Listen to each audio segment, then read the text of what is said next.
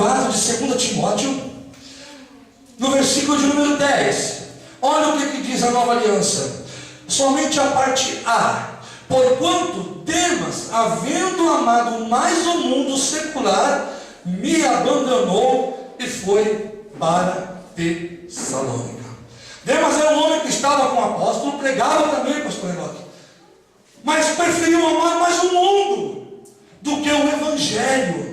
Ele preferiu as coisas do mundo do que o evangelho que traz a salvação e muda a vida do homem, meu irmão. Eu não sei, eu já vi muitas pessoas começarem bem e terminarem se afastar da igreja, ou voltar para a lei, ou voltar para o mundo, mas de alguma forma abandonou o caminho da verdade. E eu sou muito franco a dizer, porque a Bíblia nos dá total apoio em relação a isso. Lá em 1 João capítulo 2, no versículo 15, a Bíblia é bem clara quando ela relata e diz assim: olha, não ameis o mundo e nem o que há no mundo, porque aquele que ama o mundo, o amor de Deus não está nele. Meu Deus. Demas abandonou a igreja, abandonou o evangelho e voltou para trás. Por quê? Amou mais as coisas do mundo do que o próprio Jesus. Eu não sei o que passa pela tua cabeça, meu irmão. Eu não tenho aqui uma bola de cristal para tentar entrar na tua mente e entender o que você pensa. Mas Deus manda te dizer algo nesta noite. Preste bem atenção, Ele conhece o teu coração e Ele sabe. Se as tormentas desta vida, ou se as ilusões do mundo, de alguma forma tenham tentado o teu corpo físico, a tua mente, para te tirar da presença de Jesus, é hora de você começar a olhar com mais clareza para este evangelho, e para você começar a olhar com mais clareza o autor e consumidor da tua fé, que é Jesus Cristo. Ele te tirou do mundo, Ele não quer que você volte para lá. Não quer, porque Ele te ama. Ele te ama, meu querido. Eu tenho mais alguns exemplos também aqui, lendo aqui este texto. Louvado seja o nome do Senhor. Vamos abrir nossa Bíblia aqui também em 2 Timóteo, lá no capítulo de número 1, o versículo 15 e o versículo 16. Olha o que diz: estás bem ciente de que todos os que estão na província da Ásia me abandonaram, até mesmo Fígelo e Hermógenes. Fígelo e Hermógenes também abandonaram a Paulo, mas por algum motivo, presbítero Fernando, se nós voltarmos um pouquinho mais, isso que eu acabei de ler agora é o contexto. Se nós lemos aqui o capítulo 1, vamos lá no versículo de número 8. Capítulo 1, versículo 8, olha o que diz: assim sendo, não te envergonhes do testemunho de nosso Senhor, nem de mim, prisioneiro dele. Pelo contrário, participa comigo dos sofrimentos pela causa do Evangelho, conforme o poder de Deus. Eu tento analisar isso aqui e eu fico imaginando o motivo que Fígelo e Hermógenes abandonaram também o Evangelho. Talvez por vergonha, pastor Enoque, do Evangelho, ou talvez pelas dificuldades que o Evangelho traz. Muitos acabam se envergonhando.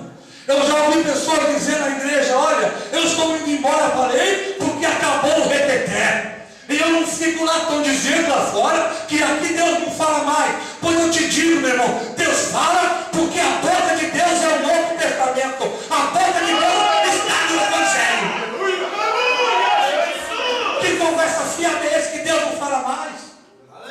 Eu acabei de dar um exemplo aqui no começo da pregação. Nós temos que analisar, porque algumas coisas acontecem, Deus não fala mais, eu não pulo mais. Irmão, olha para dentro de você. Eu acabei de dizer, o Espírito Santo habita dentro de você. Você é casa dele. Começa a analisar o teu eu.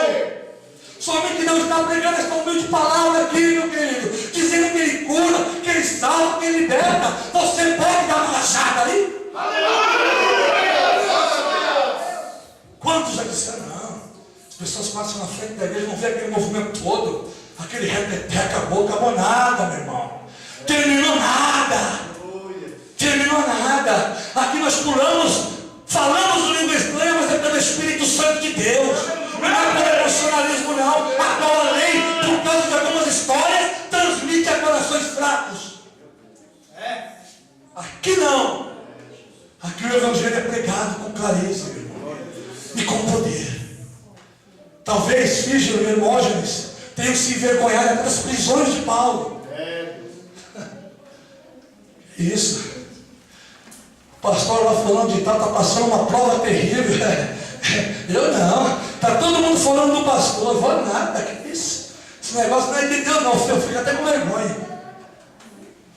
Meu irmão, o apóstolo Paulo escrevendo para a igreja de Roma, lá no capítulo 1, no versículo 15, ele diz assim: porque não me envergonho do Evangelho de Cristo, porque ele é poder e justificação para todo aquele que nele crê. Quem tem no Evangelho crê vai receber justificação esta noite.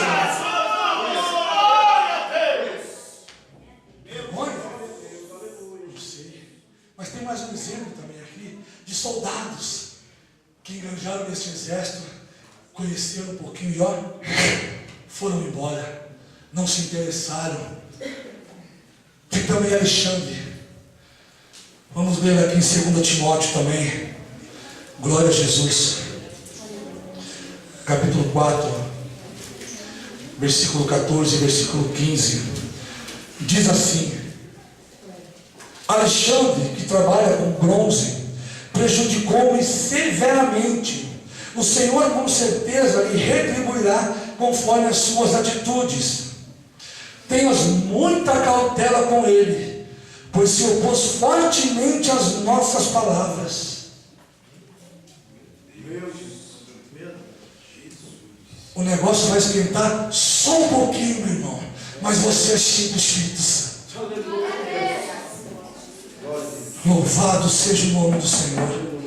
Queria voltar lá em 1 Timóteo agora para falar rapidamente a respeito de Alexandre.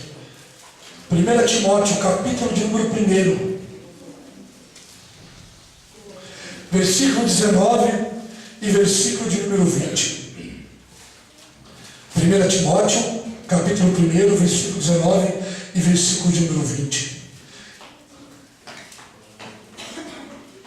Preservando a fé e a boa consciência, porquanto algumas pessoas, vindo a rejeitá-la, naufragaram na fé.